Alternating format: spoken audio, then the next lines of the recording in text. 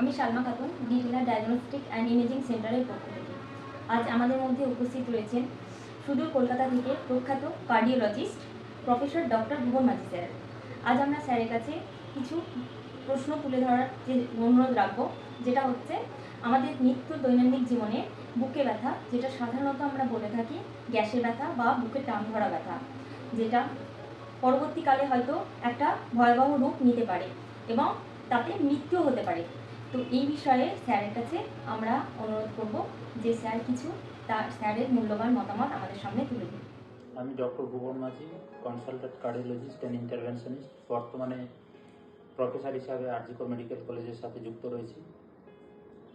Usually পেশেন্টরা যে সমস্ত cardiological problem নিয়ে আমাদের কাছে আসে, সেগুলো কতগুলো সিমটোমেটোলজি নিয়ে আসে। সেই সিমটমগুলো হলো, এক হচ্ছে শ্বাসকষ্ট, সেকেন্ড হচ্ছে বুকে ব্যথা, থার্ড হচ্ছে অনেকে বুক ধড়ফড় করা, এবং ফোর্থ হচ্ছে সিনকোপি। সিনকোপি মানে হঠাৎ করে অজ্ঞান হয়ে যাওয়া, আবার কিছুক্ষণের মধ্যে জ্ঞান ফিরে আসা। এই জিনিসগুলো হচ্ছে মেন সিমটমস। এগুলো ছাড়াও বাচ্চা বয়সে অনেক বাচ্চা দেখা যায় যে নীল হয়ে যায়।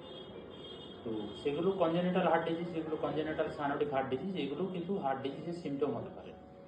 কিন্তু অ্যাডাল্টের ক্ষেত্রে যেগুলো প্রধানত সিমটমস, সেগুলো হচ্ছে সবচেয়ে মারাত্মক সিমটমস হচ্ছে শ্বাসকষ্ট হওয়া, বা অনেক সময় দেখা যায় তাদের হাত পা ফুলে যায়, মুখ ফুলে যায়, মানে শরীরের মধ্যে জল জমে যাওয়া, এবং অনেক সময় শ্বাসকষ্ট বা হাঁপানি রোগ হতে পারে।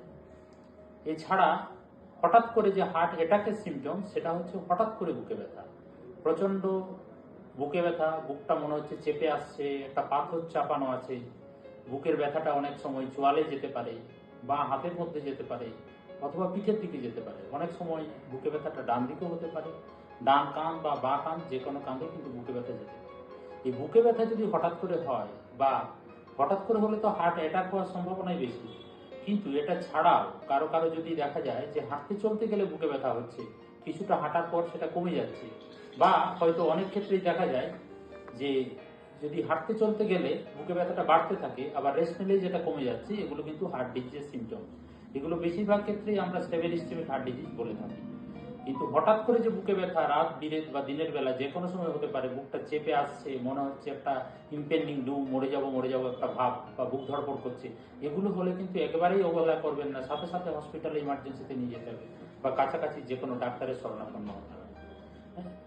অথবা অনেকে দেখা যাচ্ছে যে নিঃশ্বাসের কষ্ট একটু একটু হয়ে যাচ্ছে, নর্মালি হয়তো ঠিক আছে, বা একটু হাঁটতে চলতে গেলে শ্বাসকষ্ট হচ্ছে, একটু সিঁড়ি ভেঙে উঠতে গেলে শ্বাসকষ্ট হচ্ছে, বা হাঁপিয়ে যাচ্ছে, এগুলো হলেও কিন্তু অবহেলা করবেন না, এগুলো কিন্তু হার্ট ফেলিওরের সিমটমস হতে পারে।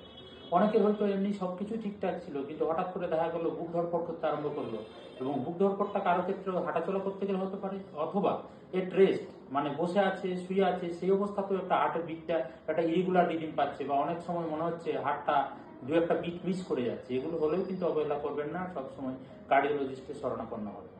আর কেউ যদি হঠাৎ হঠাৎ করে অজ্ঞান হয়ে যান, আবার ট্রানজিয়েন্টলি জ্ঞানটা ফিরে আসে, এগুলো কিন্তু ট্যাকিএরিথমিয়া অথবা ব্রাডিএরিথমিয়া যে কোনো কারণেই হতে পারে।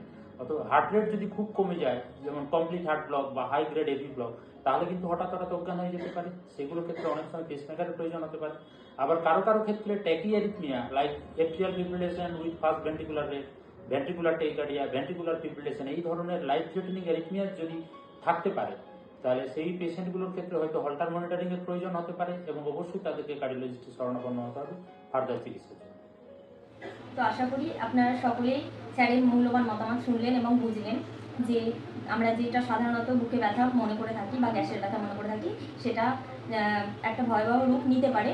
তো এই বিষয়ে আরও কিছু মতামত বা কিছু জানার জন্য আপনি আমাদের রানীবাগান দুর্গা মন্দিরের কাছে এসে লিটলা ডায়াগনস্টিক সেন্টারে যোগাযোগ করতে পারেন, অথবা আপনি আমাদের স্ক্রিনে দেওয়া নাম্বারের সঙ্গেও যোগাযোগ করতে পারেন। তো অবশেষে আমি একটা কথাই বলবো, আমার তরফ থেকে ডিজিটাল ডায়াগনস্টিক সেন্টার এবং গোটা বহরমপুরবাসীর তরফ থেকে স্যারকে অসংখ্য ধন্যবাদ জানাবো আমাদের জন্য এত সুন্দর একটা মতামত তুলে ধরার জন্য। Thank you.